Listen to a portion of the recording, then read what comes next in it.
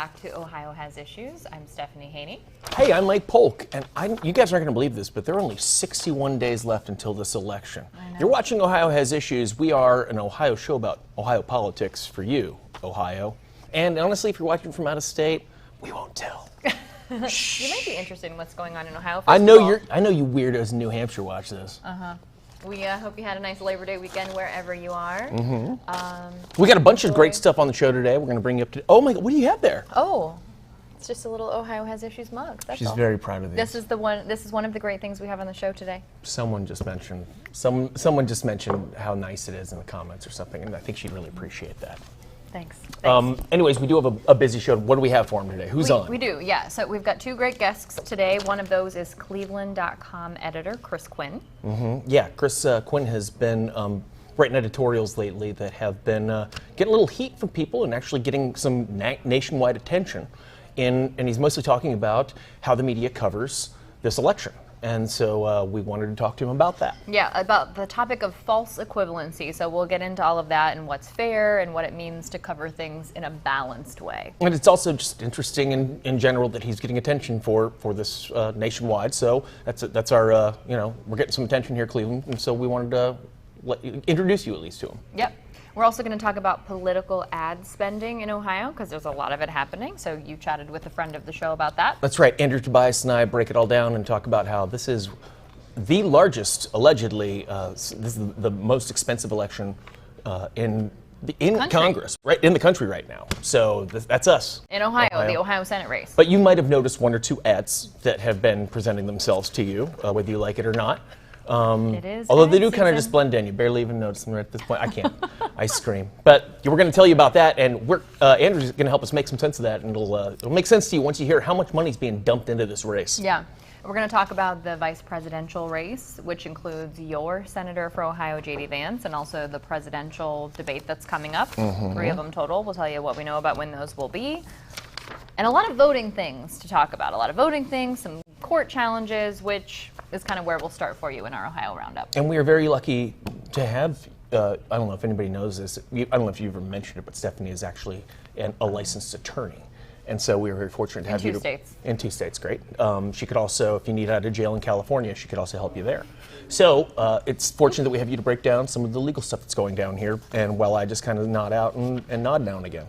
Okay, well, so this first one, we got to give you some backstory because so what's going on is a lot of back and forth, basically, with some things that are being challenged in court here in Ohio. Remember HB 68? There were a lot of... That was the gender-affirming care court battle thing. Yeah. The gender-affirming care ban is in the middle of a court battle. A lot of numbers flying around with these House bills, but this was HB 68. So that became a law in Ohio this year, and what that does is it bans transgender girls and women from participating in girls and women's sports. And it also bans gender-affirming care for young people who were not already receiving gender-affirming care in the form of hormone treatments or hormone-blocking treatments, whichever the side of that you happen to be on. And I understand that the ACLU filed a lawsuit saying that this was unconstitutional. They did. So when they filed that lawsuit, the court actually sided against the ACLU and allowed that law to take effect. Well, the ACLU, as to be expected, they appealed that decision. And now we can tell you that oral arguments are scheduled to take place in that particular court case. So those will be September 11th, next Wednesday. So that's the latest on that court battle. Okay, now I'm going to tell you about something that caught my eye today, and that's an article in the New York Times. Can we show it, Babes? Do we have it ready over here? This is an article in the New York Times, and it is called A Democracy with Everything But a Choice. This caught my eye because it's kind of particular to Ohio. It's relevant to us right now. It just talks about the article explores the results of an analysis of electoral competition based upon a database of more than 29,400 partisan offices nationwide during the 2022 election cycle. The elected offices ran the gamut in everything from U.S. Senator to members of local airport district boards. Of those 29,400 partisan elections, here's the interesting part, 14,450 only had one candidate. Wow. Yeah. The article says that while both parties failed to field candidates, Democrats' failure to do so is uniquely egregious. Right now I'm quoting from the Times piece. You can show that, Beebs, I think. And though defending democracy was, that's not it, but that's fine. Keep that there. I did that. And though defending democracy was a dominant theme of the Democratic National Convention last month, in the 2022 midterms, Democrats failed to field a single candidate for fully half of all partisan offices, well over 3 times the rate of Republican no-shows. No complete accounting of all of the nation's uncontested races exists, but other studies have turned up roughly similar results. The online database Ballotopedia says that on average, 58% of the thousands of elections it follows have a single candidate, end quote. So why wouldn't both parties put something up for the election, put somebody up for the election? 2 main reasons seem to be this. 1, because it's kind of a hassle and it's kind of expensive. And 2, because some areas are either just so organically politically homogenous or despicably gerrymandered that the results of many, many elections are considered to be foregone conclusions. And to be fair, that's often technically, mathematically accurate. We've really got some dandy districts out there, folks, not just in Ohio, but across this great land. And while it's true that we here in Ohio happen to be drawn to favor the GOP, gerrymandering historically knows no party bounds. Egregiously gerrymandered districts to favor one's political party is the rare issue that some Democrats and Republicans can agree on these days. I'm looking at you, Maryland, Nevada, and New Mexico, you democratically gerrymandered rascals. So why does it matter? Again, from this article, this is the actual quote. Thanks we're here now. Let's stay around. Let's stick around. This is what I was waiting on. My fault, guys. Political scholars say that politicians elected without opposition cast fewer votes and introduce less legislation, and that no contest elections depress voter turnout. One-sided elections also lead to one-sided policies untempered by political opposition. Now we get to this. But while the electorate splits roughly equally between the two parties, Democrats contest far fewer offices. One reason is that Republicans control more state houses that have gerrymandered Democrats out of contention for legislative seats. But much of the disparity exists because voters have left the Democratic Party in many rural countries that are sparsely populated, but have as many elective posts as larger ones. Isn't that interesting? The distribution of offices does not align with the distribution of voters, said some guy named Barry. And that's the end of that quote that I thought was interesting. I thought that was an interesting way to look at that. I hadn't thought of that's how it would break down. But, of course, this show is supposed to be about Ohio, Stephanie. So everybody's at home is like, what about Ohio? Localize this, Mike. Ohio, Localize it, Michael. All right, well, let's do it. We're going to look at some not-so-great numbers. Next, Beebs, let's take a look at a piece from the Brennan Center for Justice, which is a progressive, a.k.a. liberal, public policy institute run out of the New York University School of Law. And this article is called Ohio's Gerrymandered State House Districts Lack Electoral Competition. The reason that it doesn't matter that it's a progressive think tank is because these numbers are numbers regardless of where they're coming from. Okay, so I'm quoting from this article. This November, almost 1.8 million Ohioans will find themselves in uncontested state legislative districts that feature only one major party candidate. In all, there are 15 districts out of the 99 total that will give voters no choice between Democratic and Republican candidates for state representative. Not just that, but in Ohio, 73 of 88 county prosecutors are running unopposed. That is wild. Worse still, 11 of these 15 districts did not feature any competition in the March 19th primary election. Didn't even send somebody out for the primary. Okay, let's look at this map real quick. Beebs, show the next thing here. More than 9 million I'm quoting from the article again.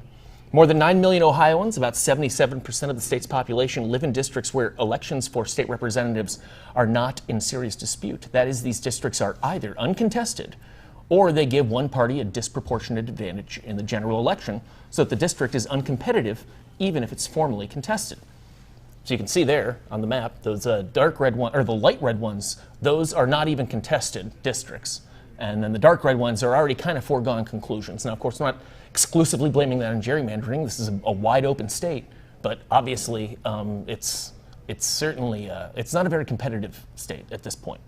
All right, now I'm going back into the quote, and then we'll wrap this up, I promise, folks. Quote, an overwhelming majority of Ohioans will cast ballots this November in legislative districts that were drawn to lock in general election outcomes, and few districts featured meaningful primary contests. These are the predictable consequences of living in a gerrymandered state, but it may be the last such election cycle in the state. If the Citizens Not Politicians campaign to reform Ohio's redistricting process succeeds this November, a new citizen-led redistricting process will draw new district maps that center community needs and voter preferences rather than the interest of incumbents. All right, that's good, Beebs. That's it.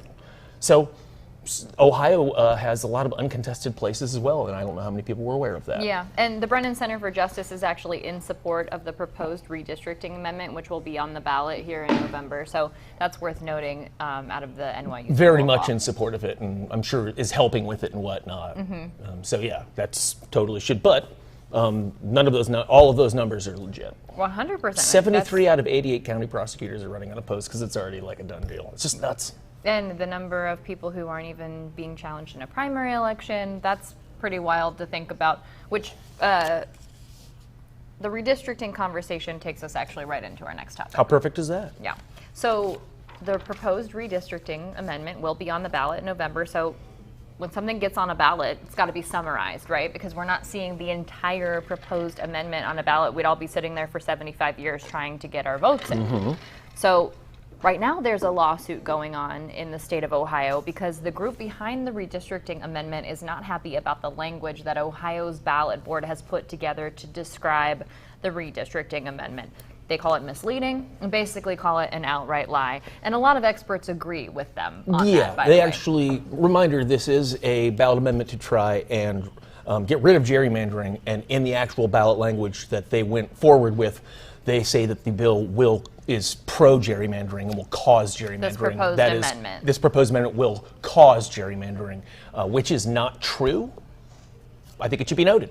It's not true. It's objectively not true. Just People not true. who have analyzed this have said as much. So right now in Ohio, our voting districts, as we just mentioned, they are badly gerrymandered. It's been adjudicated. The Ohio Supreme Court determined they were badly gerrymandered, right? So the Ohio ballot board right now, it consists of 3 Republicans and 2 Democrats. That's the group of people who came up with this language. They overlooked language that was provided by the people behind this amendment, decided to write their own language. That was led by Ohio Secretary of State Frank LaRose. And here's where this gets a little bit tricky, though. So there was a lawsuit, as I mentioned, right, against this language because the people who support the amendment are not down with it. They're not down for this language. Well, Ohio Attorney General Dave Yost is the person responsible for defending the ballot board. However, the ballot board is made up of 3 Republicans and 2 Democrats. 3 Republicans supported this language that's being challenged. 2 Democrats did not.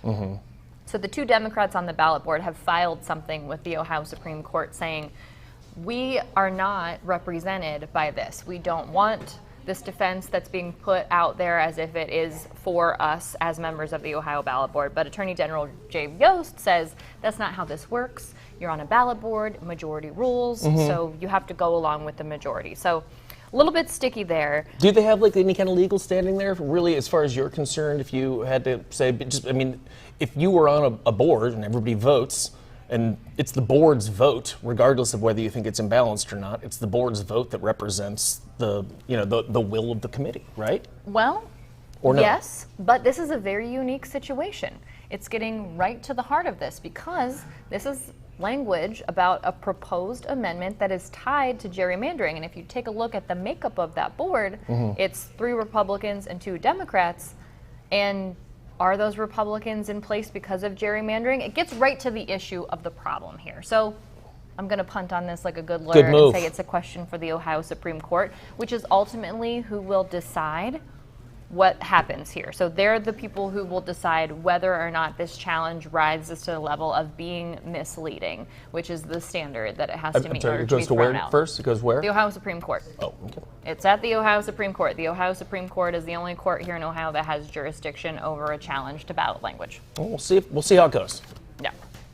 Okay, more on voting, right? Secretary of State Frank LaRose, he is asking for the authority to require proof of citizenship for voter registration. Now, of course, this isn't anything new necessarily. Tightening voting restrictions and whatnot, and he's been known for this before. Although it should be noted that he's also been known for trumpeting how successful Ohio has been in elections and how minimal fraud has been and how it's almost been non-existent. But at the same time, he does seem very concerned about electoral safety in spite of our success. Just to give you an idea of the context in terms of how big of an issue you may decide this is if you're watching at home, I believe it was 100 non-citizens who the Secretary of State's office has referred for prosecution for allegedly voting as non-citizens. So 100 out of the population of Ohio, which I don't know what the population of Ohio is. I think it's like 7 million, maybe. I'm gonna look that up. I'm not sure. You look that up while I continue to say what's going on here. So the reason he is calling for this, he's calling for Ohio's General Assembly to act and create a law. Oh my gosh! I'm sorry. It's almost 12. Okay. I am so sorry. Quite the difference. Glad we looked it up. That's what the internet is for. That's a newsroom behind me. Sorry, everyone. Sorry, everyone.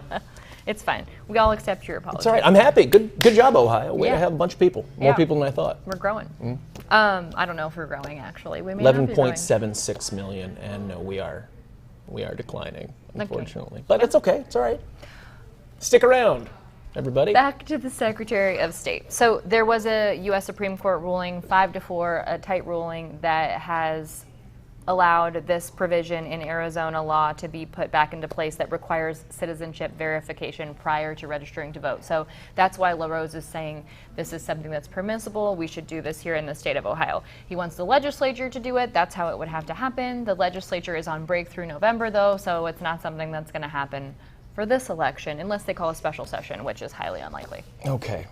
And I know, from what I understand now, we are for currently voting by mail. I just know that at some points we are against it and it's rife with fraud, and then other times it seems like we want to have it happen. Like, I always believed in it, you know that, and science has proven so far that it's very safe, and it's rarely a bad thing. Well, I can tell you that the Board of Elections here in your counties in the state of Ohio, they do a great job, and voting by mail is fair and safe in the state of Ohio, and also that you don't need a reason to do it. You used to need a reason to do it here in the state of Ohio. You don't need it anymore. No. So here's what you do need to know, though, about voting by mail. All registered Ohio voters will get an absentee ballot application. That's just the first step to vote by mail. You may have already gotten that in the mail. I did. I got mine. Yeah. You have to fill it out, either mail it or drop it off at the County Board of Elections office. The deadline for absentee ballot applications must be received by county boards of elections by Tuesday, October 29th. Which is very close to Election Day. Yeah. Get that in sooner if you want to. But that's the official deadline. And also close to Halloween. Very spooky. Then you get your mail-in ballot. Then you have to send that back or drop it off pretty quick. Military and overseas voting begins on Friday, September 20th. Voter registration deadline is Monday, October 7th. Monday, October 7th. Mark it in your calendar. If you're not registered to vote, Monday, October 7th is your deadline to vote in this upcoming election. Start of early in-person and absentee voting is Tuesday, October 8th, and end of in-person early voting is Sunday, November 3rd. Leading up to our elections. Okay, now we have to tell you about something that you never want to hear about. There is a divorce happening that is relevant to us because it involves some of our elected officials. This is kind of the TMZ portion of our program, and we don't celebrate it. Yeah, divorce is generally not great, okay? It's tough for everybody involved. So here's what we can tell you.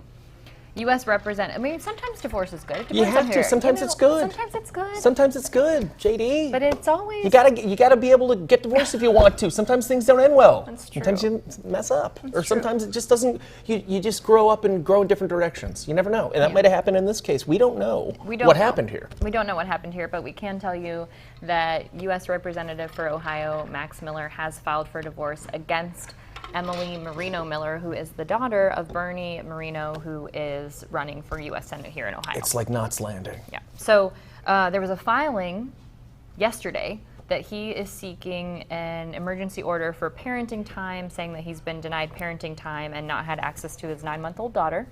So we did reach out to his representatives. We also tried to reach Emily through the Moreno campaign. We're not able to reach Emily.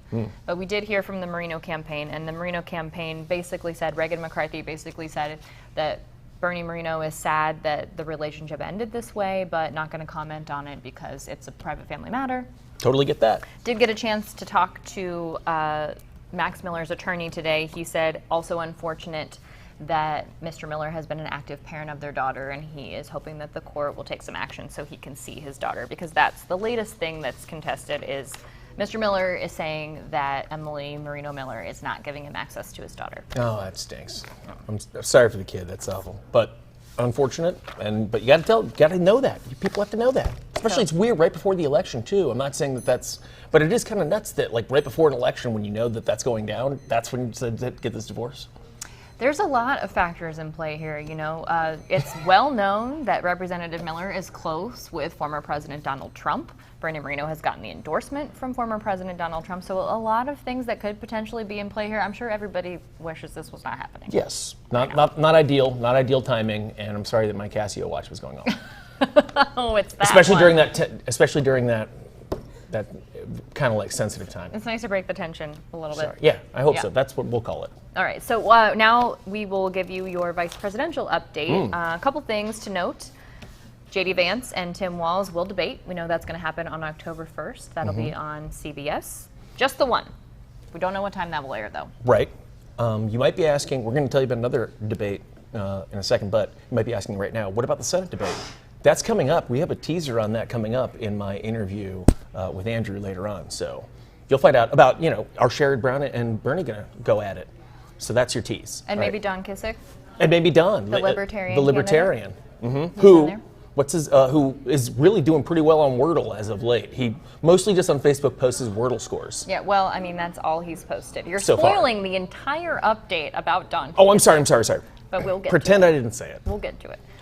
But speaking of the presidential debates, there's going to be two of them. The first one is going to be September 10th. So next week, that'll be on ABC. There will be another one sometime in October. We don't know when necessarily just yet. The hot topic, will the mics be muted? We do not know. Yeah, originally, as you know, the story. I don't have to go through it. Yes, Anyway. give us the story. Okay. Give us the Reader's Digest version. Originally, when this debate was agreed upon, the Biden campaign, as he was still the candidate, and the Trump campaign agreed that the mics would be muted. That was Biden's request, essentially so that they were concerned that the former President Trump might ramble on or talk over the current president. Once Joe Biden stepped down and Vice President Harris took over the nomination, she requested, specifically her campaign did, to have the mics opened up. Not saying exactly why, because we can't. We're not in the campaign, but allegedly the theory is that his campaign would prefer at this point for him to be heard during those moments because they think that he might not present himself well. So the strategy has changed when the candidate changed. And now his campaign is saying that they would prefer not to have the mics loud, but the president himself, has stated that he's fine with it. He would like the mics to be open. So we don't know what's going to end up happening. So former President Donald Trump has said he'd be cool with it once the mics open. His campaign is saying something different. True. Okay. Probably much to their chagrin, if I had to guess, but his campaign chagrin, that is. They probably wish he was not so all about it. But I guess we'll see. I guess they probably do wish it because they said that they don't They want did it. Specifically, yes. So, okay, now we'll give you your Senate race update. So verified a couple things related to current Democratic Senator Sherrod Brown and his challenger, Republican Bernie Moreno. So first, let's start with a verify fact check related to Senator Sherrod Brown on the topic of, is he willing to campaign with Vice President Kamala Harris? With the switch at the top of the ticket for the Democratic Party, there's been some confusion about whether Senator Sherrod Brown is willing to appear with the new presidential candidate, Vice President Kamala Harris. The National Republican Senatorial Committee posted this blog entry in late August, claiming Brown is, quote, changing his tune about being willing to campaign with her. So let's verify. Has Sherrod Brown said he's not willing to campaign with Kamala Harris? Our sources are CNN reporting, Sherrod Brown interviews with WCMH in Columbus, Idea Stream Public Media in Cleveland, and WLWT in Cincinnati, and Sherrod Brown's campaign. Brown endorsed Harris on July 22nd, one day after President Joe Biden dropped out of the race. On August 4th, CNN reported that when asked if he would campaign with Harris, Brown said, quote, I've got my own schedule. She's got her own schedule. I will focus on my race. When pressed on this by WCMH on August 13th, Brown said this. Well, I never made a decision not to campaign with her. She has not been in the state. She is, I don't know if Ohio's going to be a target for them or not, but I like her. I've endorsed her. I like Tim Walz. I've endorsed the ticket. In an interview with IdeaStream Public Media published on August 23rd, Brown said, quote, "I'll campaign with her or with Tim Walz. I think they probably won't spend a lot of time here because we're not the swing state we were. But if my schedule works, I will. Of course I will." Then in an August 28th article, Brown told WLWT, quote, "I will campaign likely with her if she comes into the state if we can put our schedules together." Now, a Brown campaign spokesperson has told me, quote, "Sherrod has endorsed the top of the ticket and has been clear that he will campaign with Vice President Harris if she comes to Ohio and their schedules work out." So we can verify, no, Sherrod Brown has not said that he's not willing to campaign with Kamala Harris. He's said that he will, but he doesn't know if she'll come to Ohio or if their schedules will line up if she does. I reached out to Harris's team to see if she plans to stop in our state and haven't heard back yet. So there you go. That is the facts related to whether Sherrod Brown is willing to campaign with Kamala Harris, and he is. Clears that up for me. Yeah. So also verified some facts for you about Republican challenger Bernie Moreno this week. There was some reporting that he had said he had been sued just 5 times in the 15 years that he's been in business. So we fact-checked that. In the race for Ohio's U.S. Senate seat between Democratic incumbent Sherrod Brown, Republican challenger Bernie Moreno, and Libertarian challenger Don Kissick, Moreno's business dealings have been challenged. In an interview with The Vindicator, a news organization based out of Warren, Ohio, Moreno reportedly said he was sued just 5 times in 15 years of business. So let's verify that. Our sources are Moreno's candidate financial disclosure with the U.S. Senate, Secretary of State filings in Ohio, Massachusetts, and Florida, and both federal and state court records. Moreno's campaign filing with the U.S. Senate lists multiple companies operated by Moreno, named variations of the letter M, a number, and the word motors, among other things. Cross-referencing those company names with business record filings in Ohio, Massachusetts, and Florida show Moreno created those companies, along with a business called Bernie Moreno Companies. If you search for Bernie Moreno Companies as a defendant on the Cuyahoga County Court of Common Pleas online docket, 13 cases show up. A search in Middlesex County, Massachusetts reveals at least 10 lawsuits against Moreno's M11 Motors LLC. There was at least 1 administrative action against a Moreno company in Florida, and a search of federal court records shows multiple lawsuits against Moreno's companies in Ohio, Florida, and California. So we can verify this claim is false. Moreno was not sued just 5 times in 15 years of business. It was much more than that. I told Moreno's campaign that we uncovered dozens of court cases involving Bernie Moreno's companies and asked for his comment on that. His communication director, Reagan McCarthy, told me Bernie counts the Massachusetts case as one. His campaign didn't address lawsuits filed in any other state, including the 13 that show up in Cuyahoga County alone. And when I mentioned there at the end that it was dozens of lawsuits, it's at least 50 lawsuits that have shown up against Bernie Moreno and his companies in multiple states, including federal court and also state courts. That's 4 dozen. 4 dozen, and then a couple more. Yeah. Just based on my math. 12, 24, 36, 48, plus 2. That's how I got there. So what else have they been up to? Well, they've been really busy on the campaign trail. Actually, just today, Bernie Moreno and his campaign had events in Cleveland and Lorain. And people are obviously wondering, those aren't the only 2 cats on the ticket, of course, Sherrod Brown and Bernie Moreno. Libertarian Don Kissick is also on the ballot. What's he up to? Well, he recently retweeted something by Edward Snowden that was pretty grim. I will not describe it. Okay. If you want to go to his X account, you can check that out yourself. Okay, but not great. His latest personal tweet is still that really good Wordle, which I would probably let that stand for a while too, honestly, if I had gotten it into. Okay. Do you remember the word? I don't remember. I know, we you should have asked put me it up. that before. Sorry, I don't that's remember okay. what the We word blew it. was. I think it was shore. It might have been shore. Okay. Well, you could see how it would be because there's a lot of start letters in there. That would make sense. Yeah. Well, congratulations, anyways. Yep. Still, the Edward thing. What's that about? I don't know. It's okay. Check it out. Check out his X account. Don C. Kissick with 2 S's. Now let's get on to our main topic, which is political ads on television. Guess what, Ohio? You might have noticed them. They're coming at you hard, fast, and strong. And so that's what we want to talk about. We do want to talk about that. And here's something that kind of leads into that. There was a federal court ruling that struck down an Ohio law that was passed in that very rare special session, and also a special session of the General Assembly where something's actually passed is also very rare. We've talked about this before.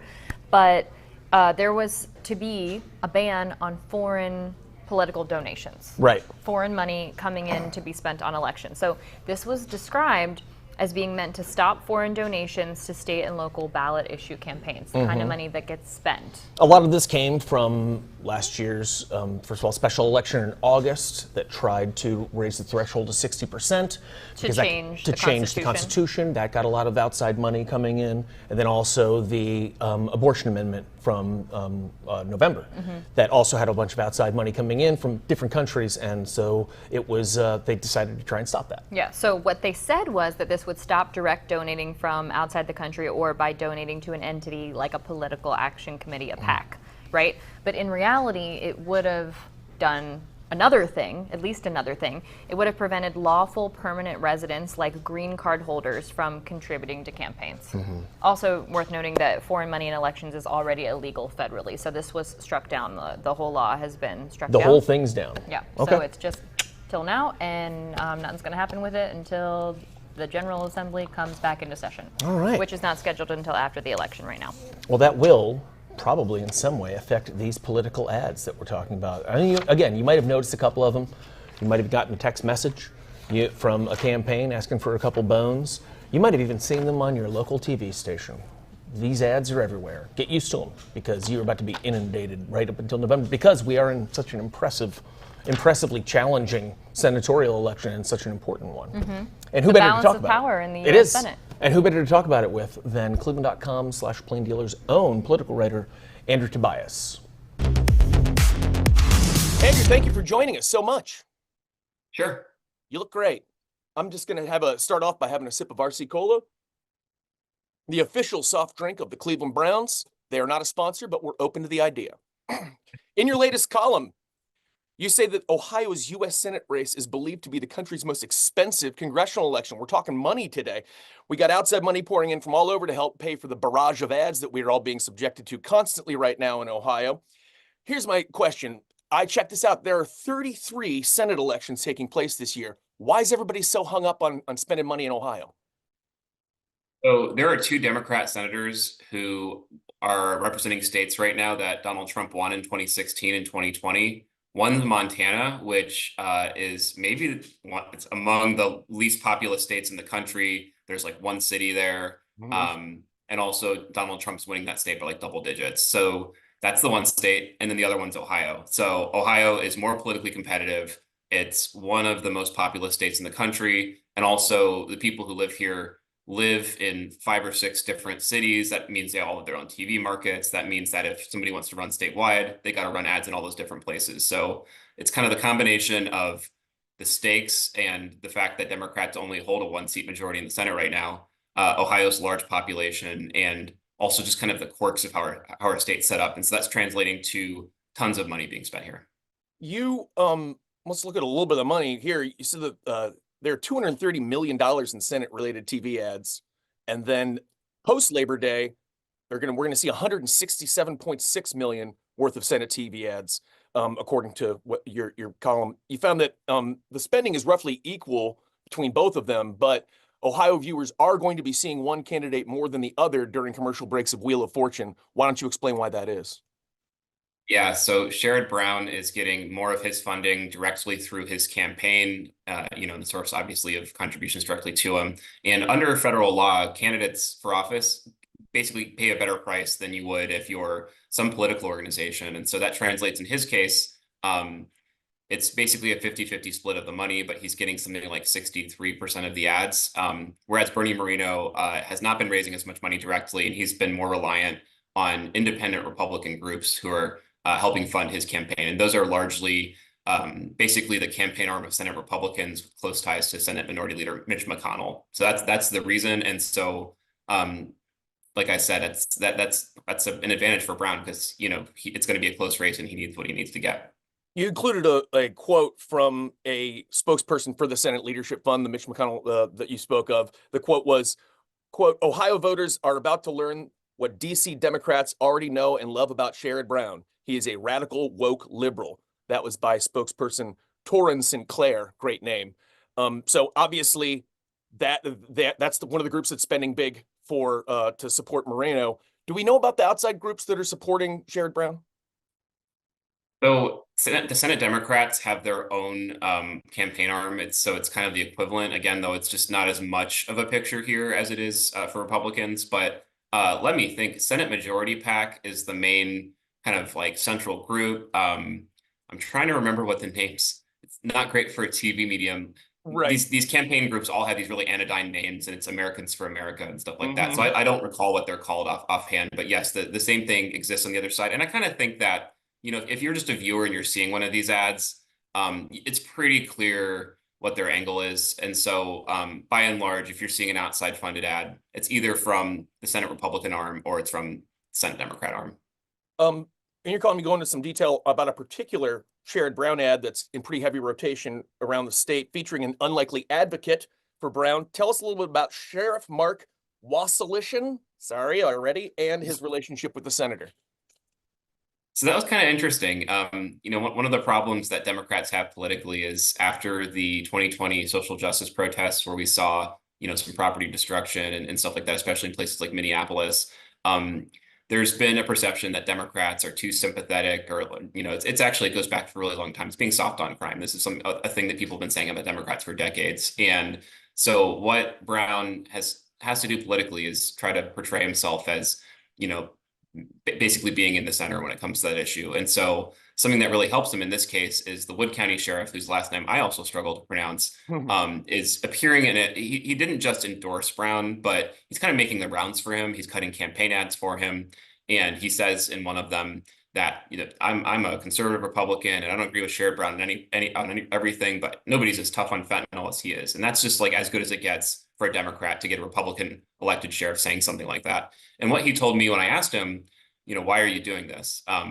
Is very surprising to me when I saw that, just because, that's just not how politics works today. Right. He basically said that he was involved with a national sheriff's professional association, got to know Sherrod Brown when he took more of a leadership role with that organization, and just kind of the two developed a relationship. But I think also the way that he described it is that he saw Brown as being responsive to him, the kinds of things that they needed and wanted. And I think he's eventually come to believe that having Sherrod Brown in office is good for people in Wood County because he thinks Sherrod Brown listens to him. So it's just a really interesting kind of pragmatic way to sort of how an elected official might approach something like this. And it's kind of outside of the box of what we sort of expect now, where it's almost like partisan warfare that's constantly happening between Republicans and Democrats. It is rare these days. Has that sheriff gotten any pushback? Did he mention that from his fellow Republicans, or are they leaving him be? So he's heard some stuff. What he told me is that he has heard from people too who are kind of grateful to see somebody work across the aisle. But I suspect that local Republicans are pretty unhappy with him. But although he said he hasn't gotten any like official sanctions or anything like that, but I'm sure that, honestly, I'm sure that kind of thing's going to come in due course. Now, you say, though, that not all this money is being spent on TV ads. Tell us about some of the other things that campaigns are spending this enormous amount of money on. So ads really are the big thing. That's the way that you reach the most people. I've gone door to door in the past with the kinds of canvassers I'm about to talk about, and it was striking to me that, if your ad's really out there, you basically hear people who at the door really repeat lines from the ads. It's how a lot of people get their information about campaigns, regardless of what people like you and me do, Mike, which, we try our best. But canvassing on the Democratic side, we have, I don't have an exact number, but the Democratic Party chair said it's the most staff that they've had since the 2012 election, which obviously was Barack Obama's reelection campaign. And on the Republican side, they, a group that's doing a lot of work is called Americans for Prosperity. People might have heard of the Koch brothers. They're, it's kind of a political entity that's associated with them and funded by them. But these are basically people who, on both sides, have identified here are possible Donald Trump and Sherrod Brown voters, or people who are up for grabs, basically, and they're knocking on their doors. They're trying to get them to learn about, for Bernie Moreno. People don't really know who he is still around the state. He's never run for statewide office before. People in Cleveland might have heard of him, but especially, not everybody's buying a Mercedes-Benz or a Porsche or whatever. So that's really the challenge that Republicans have. And then Democrats hope to remind people of, the way the sweet spot for Sherrod Brown is that people know that he's liberal, but they think that he also, may not agree with them personally, but that they think he does a good job. And that's the kind of thing that both sides are going for there. You don't mention this specifically in this column, so I don't mean to throw you a curveball here, but I'm just wondering if you have any insight into the breakdown. It's a different world now. It's not just TV ads. Do we know what they're spending on TV ads compared to social media ads on Facebook or anything? Or is there any kind of an idea of what the balance is there? So really the big source of money spending that's kind of harder to track is the kinds of ads that show up in like a Roku or a Fire TV, like the kind of connected devices. And I don't have an exact breakdown of that, but I just have the general impression that that's a pretty substantial and growing portion of the money that people are spending. It's not necessarily really about the money, the amount of money that you're spending on social media, but it's also it's just harder to track that stuff. We'll see kind of as time goes on if the government requires greater disclosure of that. That's basically why we know what's happening on TV, but that's certainly something that's out there. It's difficult to measure, but I still, just from my experience, following the TV spending is the, that's like the major portion of the campaign ads, and that gives you the picture of what's going on. You wrap up that piece by talking about what Bernie Moreno has been up to as of late. He made a flurry of campaign stops. Your word, great word. So how's that going for him, and what's the message he's using right now? So he hasn't been inviting the media like he did at the beginning of last month, where he kind of rolled out, it's not subtle, it's a giant bus with his face on the side, which kind of reflects that he's just trying to get his name out there as somebody who's never run for office before. But yeah, I mean, I see that he's continuing to do similar things, just in a lower profile way. I always say that the way that to think of what he has to do is really simple. Sherrod Brown is trying to persuade people who might not vote for Democrats for other offices to vote for him. That involves a lot of moving parts. But if you're a Republican in a Republican-leaning state, all you have to do is say, like, hey, I'm the Republican. Like, you like Republicans, vote for me. You don't like Democrats, don't vote for Sherrod Brown. And it's a very simple strategy. It's easy to explain. And honestly, that's a big part of what he's doing. So when I saw him give a campaign speech recently, he mentioned Sherrod Brown, but he used 95% of the speech to attack Kamala Harris and just say, side comments like, yeah, Sherrod Brown, he votes for that too. So simple strategy. People tried to do that before getting Sherrod Brown and lost, but things have changed here in Ohio politically. Maybe it'll work this time. You also did a little reporting recently. Are we going to be able to see a debate between these two Senate candidates? So I can't say for sure that we will, but just kind of as I gauge how big of an issue this is at the moment, it's not unusual that we don't yet have a commitment from the two candidates. Typically, we would expect sometime around mid-September, give or take, for some kind of agreement to be struck. So you have both of the candidates saying on the record they want to debate. I think it's going to happen, but I would point out that Mike DeWine didn't debate his Democratic opponent in 2022. John Kasich didn't debate his Democratic opponent in 2014. And in both those cases, they kind of saw, I think, the writing on the wall, the success that Republicans are having politically. They just didn't see anything that they would get out of it. So that's always the concern, I suppose, if you're somebody who wants to see them debate, that somebody might just decide that's not necessary. But ultimately, I think they're both going to do it. Usually it seems like it's the person who's in the lead that doesn't care to debate and the person who's behind that needs some kind of a boost like that. And right now, with polling where it is, what scant polling we have here in Ohio, it does seem like, at least according to the polling, Bernie Moreno is running a few points behind. Maybe that'll motivate him to want to get out there. And like you said, he's got to introduce himself to people. So I would think it would behoove him to debate, wouldn't you? Yeah, the question Sherrod Brown, I guess, has to ask is, does he really want to give Bernie Moreno the publicity that he'd get from a debate? But ultimately, I mean, I'll just say, I think Brown probably thinks it's the right thing to do. He's pretty traditional when it comes to this kind of thing. And I also imagine that he's afraid of he would be wary of the kinds of criticism that he'd get for, just refusing to debate his opponent. Okay, anything else you got coming up, especially with the Senate campaign, that you're watching for next couple of weeks, that anybody who's watching with bated breath, any special dates coming up or anything? So I think this debate thing is probably going to get worked out pretty soon, but honestly, my own personal coverage plans would be to basically try to drill down these candidates on the issues and tell voters how they can get out to vote. So there aren't any specific, events other than that. The early voting is going to start in early October, and that's going to be here before you know it. Andrew, thank you so much for your work. We appreciate the hell out of you. Thanks for keeping Ohio informed. Hey, happy to do it. There you go, folks. And that deep tease information about a potential debate, if it's going to happen, we should expect to hear something pretty soon about that. I think they're going to end up debating. It just seems like, as he said, I think it seems like Sherrod will be like, it's the right thing to do. And I think Bernie will probably want to. So we'll see. I would be interested to see that. I will. Why don't we moderate it? Perfect. We will. Now, as we were discussing there, we're talking about ads, and you've been seeing a lot of ads. But the question is, what are the rules when it comes to those ads? How truthful they have to be? All those kind of ins and outs that I was interested in myself. And thank God that our verified team, national verified team member Brandon Lewis did a verify on that very subject. Take a look. There's no escaping political ads, and some are making pretty outlandish claims. Some Verify viewers emailed us to ask if candidate ads have to tell the truth. So let's verify.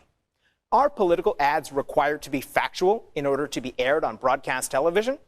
Our sources are the Federal Communications Commission, the Federal Trade Commission, and University of Minnesota political science professor David Schultz. The rules for political ads are very different than typical consumer products, and we want to be clear up front that the answer to this question is no.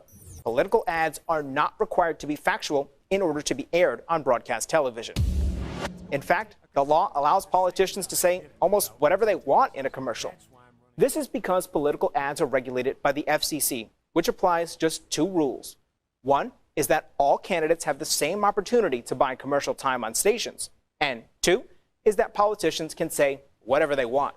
Accuracy is not one of the rules, although TV stations could run a disclaimer explaining the rules before airing an ad. The only consequence for politicians who produce misleading or false ads is in court, and that's only if they defame someone, which is rare and hard to prove. I think the rationale behind it is what? The idea of saying that candidates get to say what they want, and what? The voters get to sort of, through the marketplace of ideas, decide what's true, what's false. That marketplace could also include news stories or fact checks like Verify stories explaining what's true and false. Schultz says you should always read the fine print on an ad to see who is funding it and do your own research on a candidate to see if what's being claimed is really true. With your Verify, I'm Brandon Lewis. That might be one of the most helpful and important verifies of this year, in my opinion. And just a reminder, everybody, just because it's on TV, that doesn't have to mean it's truthful. In fact, they don't have to make it truthful at all. They could either be stretching the truth, or it might be completely truthful. That's the other thing. That's what's kind of rough about it, is you don't know. Stresses me out to think about. But it's hard not to be paranoid. It really is, and you can understand why people get paranoid. But the just rule of thumb, probably just don't trust a political ad and look it up for yourself and see, verify your own. Well, don't do your own research, please. Do good research. That's the important thing. You can do your own research. Go to a trusted source. Go to trusted sources. Consider the source. If I could say 3 words to everyone, it would always be consider the source. That's amazing that that's the law, though. They're just like, nope, don't have to be true. TV stations we'd have to air it regardless of whether it's true or not. Even if you know that there are lies in it, you have to air it. Now, the station is allowed to say, hey, there were lies in that right afterwards, if they feel like it. But a news station just has to air whatever is given to them. It's just by nuts. the candidate. Yes. The rules are a little different if it's an issue group.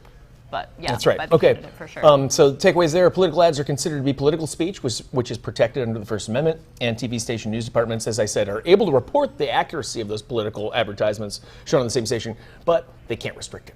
Right. Okay, so here's something interesting, because when we were having this conversation about content and political ads, decided we should reach out to the FCC. So reached out to the FCC. I love that you reach out to all these people, by the way, and I think it's really cool. Thanks. You're welcome. Thanks. I thought it was cool to get an email back from the FCC. And What did they say? Made me aware of something that is available right now for public comment, because the FCC is concerned about artificial intelligence generated content in political ads. I know. Just one more thing. A lot. So One more thing. the FCC wants to put in place new transparency requirements related to AI-generated content in those political ads. They don't want to prohibit it, but they do want to require disclosure of it. So FCC Chair Jessica Rosenworcel, and I hope I'm pronouncing that properly, I might not be. Here's a quote from her. She says, "There's too much potential for AI to manipulate voices and images in political advertising to do nothing. If a candidate or issue campaign used AI to create an ad, the public has a right to know." Here's something that I found very interesting. Nearly half of states across the country have enacted laws to regulate the use of AI and deepfake technology. You know what a deepfake is. That's where someone creates a video that looks like, for example, say I created a video of Mike and made him say something that I really wanted him to say. Like Go Steelers.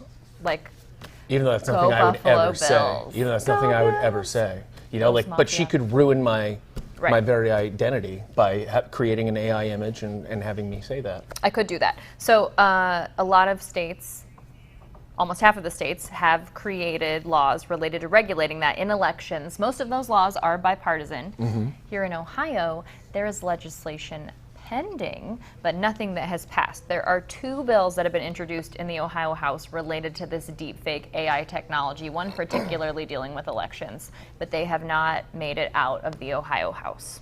So doesn't that just feel like a problem that's going to like just really hit us hard one election, and then we'll deal with it afterwards, and just like, you know, then we'll be like, here's how we'll fix it in post. But I think it's going to wreck us once. It's messy. I hope not. It's definitely messy. I can tell you part of my job is verifying what's true and what's not. Seems nightmarish. And it is a lot. Like just for example, let me go on a tiny little tangent here. One of the signs of AI right now is if there are 6 fingers showing up on a hand, it's going to get better. It's not going to be like, oh, there's a 6th finger on that AI is hand. going to adjust. It's not going to get easier to find AI. It's only going to get more difficult because AI will only get more advanced. It's true. So the FCC says that its proposal would try to bring uniformity and stability to what they have called a patchwork of state laws, and they want to bring greater transparency to our elections, and they are open for public comment on this right now. So you can go to the FCC site and you can let your opinion be known. AI, horrifying, and if it's already in charge, hail AI, I guess, right?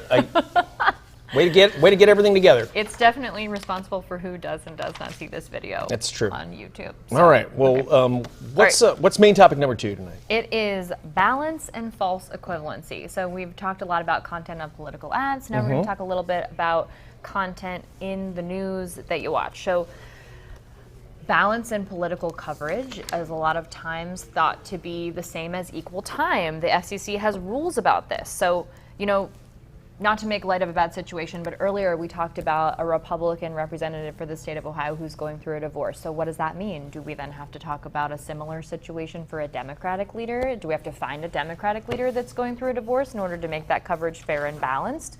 These are conversations that are happening in newsrooms. All the time. And it's something that, you know, is just something that we have to deal with, and people get upset about it. People write in if they believe that you're not covering things in the way that you should be covering them. So one person who's been outspoken about that is Cleveland.com editor Chris Quinn, and we had a chance to chat with him, so let's hear that.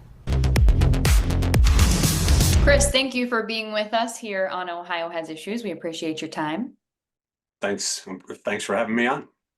Now, you're doing something with Cleveland.com that's getting a lot of national attention. You've made some appearances on national news outlets. Your letters from the editor have gotten a lot of attention online.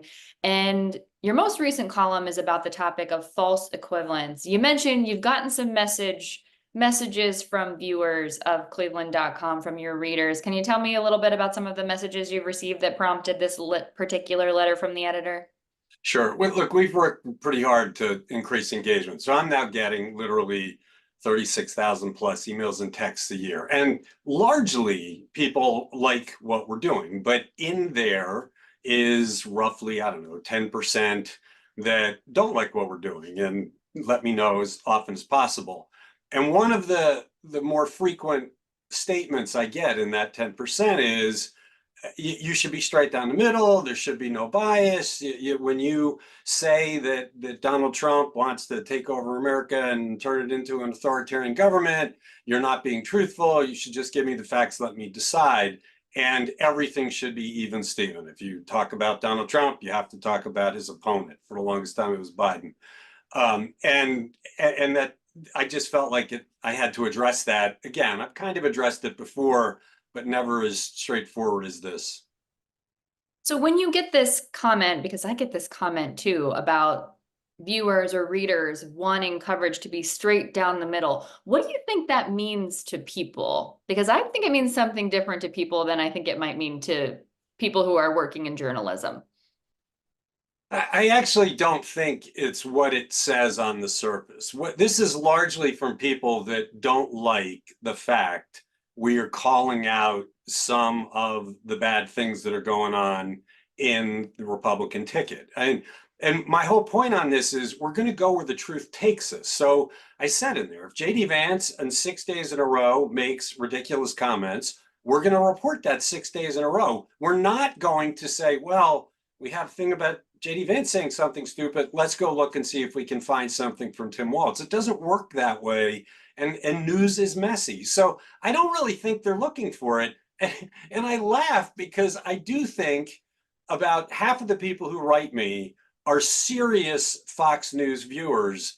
And they're coming at me saying, I want unbiased news, which is hilarious on its face because that's not what they're getting, where they're coming from.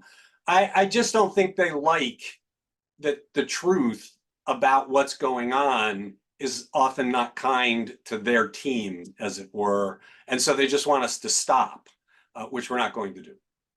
And when you talk about the particular issue of Fox News, which is something that is addressed in one of your recent letters from the editor about the fact that they've sort of made this business model by lying. Rupert Murdoch's family is getting very rich by lying and delivering this kind of content to people. Now, you run the largest print organization, website organization in the Ohio area, in Northeast Ohio, and it is also a business. So how do you balance that, running what is a business, but is also a great service to the people here in Northeast Ohio in a state that is trending to the right? Well, I do think, look, our province is local and state news. And as you know, the number of people covering that, number of organizations covering that is diminished. So if you want local, robust news, your options are limited. And I think that's largely what people come to us for. And they count on us to have integrity and be honest. And I think most American newsrooms do that. Even some of the national ones that come at it from a slant are trying to base it on accuracy. What I was pointing out in my criticism of Fox News is they don't care about accuracy. This is unprecedented. They are unique. They built a business model out of falsehoods. And I think it's a serious threat to democracy because we cannot have conversations about moving forward if we don't agree on the basic set of facts. And Fox News is arming people with falsehoods that they bring to those discussions. And how do you get anywhere when you're not even starting on the same plane? I don't think there's anybody else that large doing it. All of us want to be profitable to sustain our journalism. I think you do that in our cases by having integrity and being fair. Sure, yeah. And you've said in a previous letter from the editor that got a lot of attention that the truth is the North Star, and that is a guidepost, that's seems pretty clear, but can you give us an example of maybe a difficult editorial call that you may have had to make recently?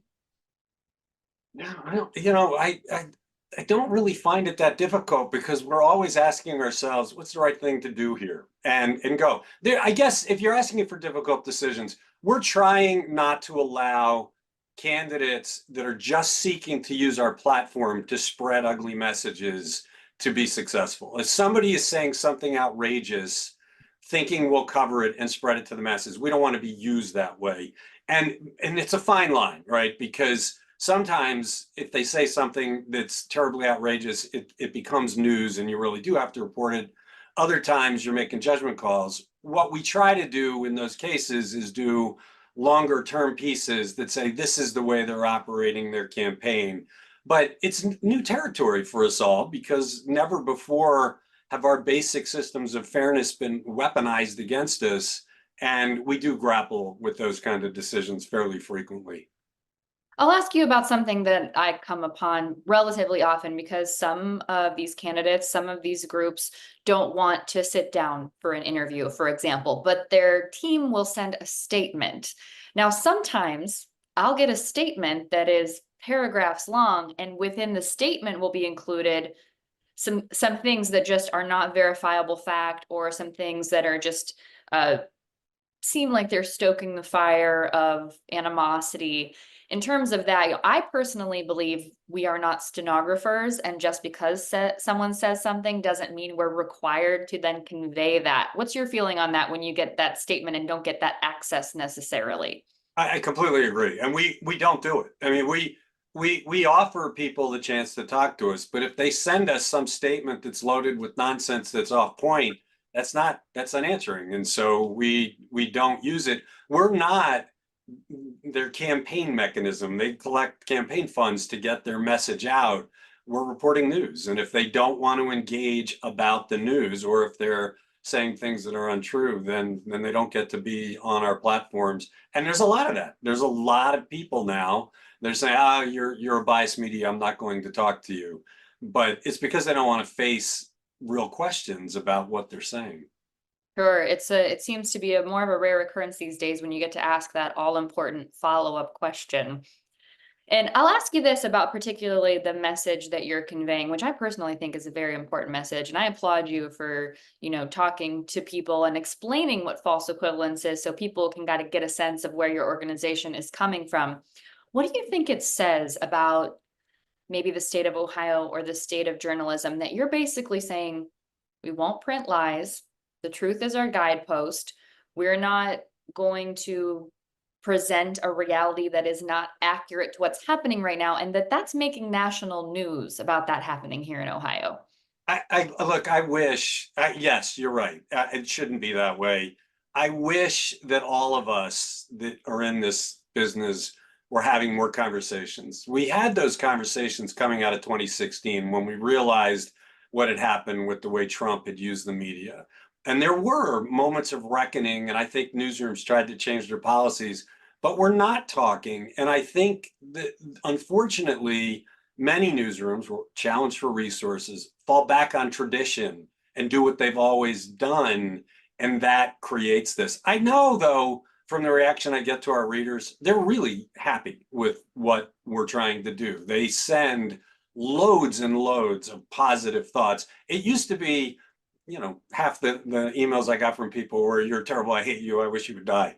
That's gone. It is overwhelming. People value it. And I think part of it is we are trying to explain it. Every week I send out a letter to the editor trying to explain some element of our journalism. And that thing's going out to 220, 230,000 people now.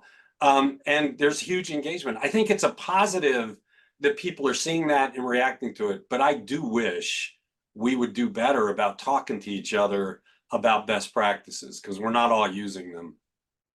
Well, it's only going to get more interesting between now and November, and there's a long road ahead of us, even beyond that, of course, with holding the people in power accountable. We appreciate what you're doing, Chris, and we appreciate you being here with us on Ohio Has Issues. Thanks very much. I appreciate you inviting me. That was Chris Quinn, the editor of Cleveland.com, talking about another letter from the editor that has gotten national attention for him.